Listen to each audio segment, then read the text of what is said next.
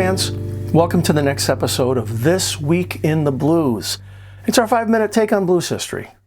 I'm your host on this journey, Jimbo Big Train Matson with the blues band Big Train and the Loco motives. Their motives are Loco, that's how they got their name. We're a blues band based in Oklahoma, just trying to keep the blues alive, one song at a time. We have a great show for you today, so let's take a look and see what happened this week in blues history. Chicago blues musician Johnny Yard Dog Jones was born on June 21st, 1941, on a cotton plantation in Crawfordsville, Arkansas.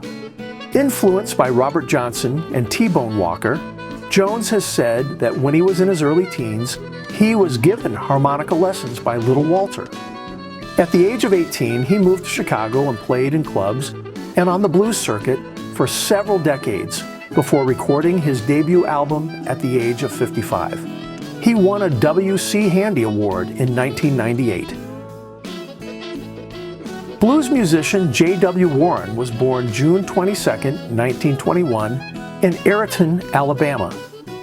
He learned guitar as a teenager and soon began playing local juke joints and barbecues. After working in a sawmill and serving 14 years in the U.S. military, he returned home to farm and continued performing throughout the region. Warren often shared time with fellow Alabama native Big Mama Thornton, and later claimed he inspired her classic hit, Hound Dog, though that story remains part blues history and part tall tale, like a good late-night juke joint conversation should be.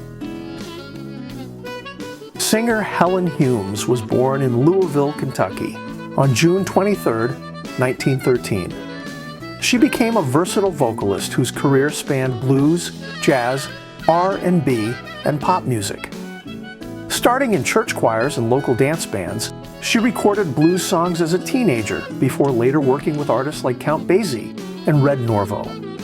Critics praised her smooth phrasing and ability to move effortlessly between musical styles, often comparing her to Billie Holiday and Ella Fitzgerald. Humes remained active into the late 1970s, earning admiration for her warm stage presence and expressive vocals.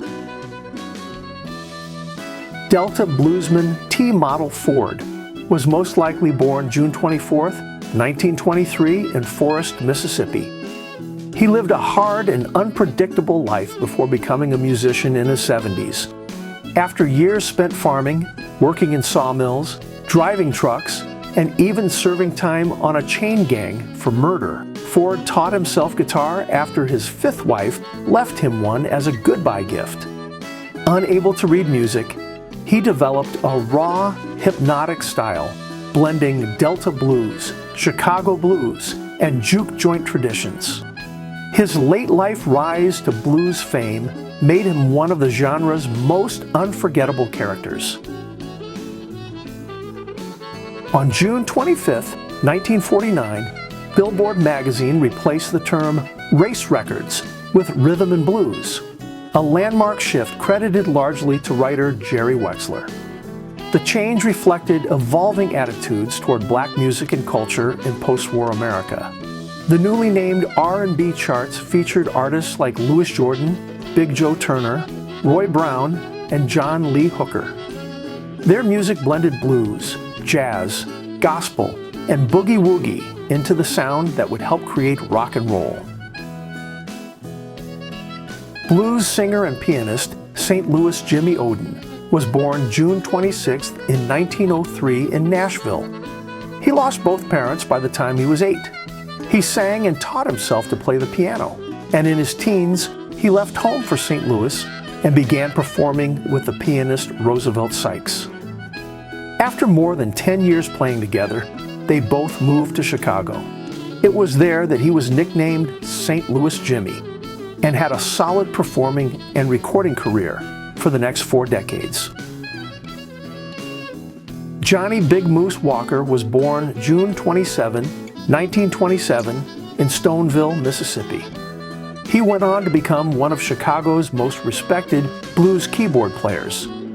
Known for his powerful piano and organ work, Walker began touring in 1947 and backed blues legends including Ike Turner, Sonny Boy Williamson II, Elmore James, and Lowell Fulson.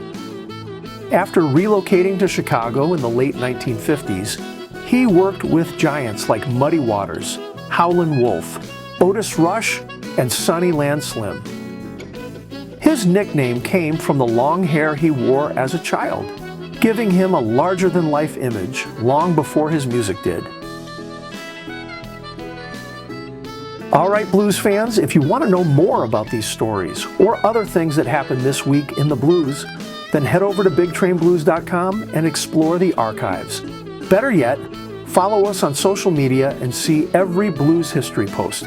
We'll be back next week with more blues stories, legends, and history. Until then, we will see you at the next stop.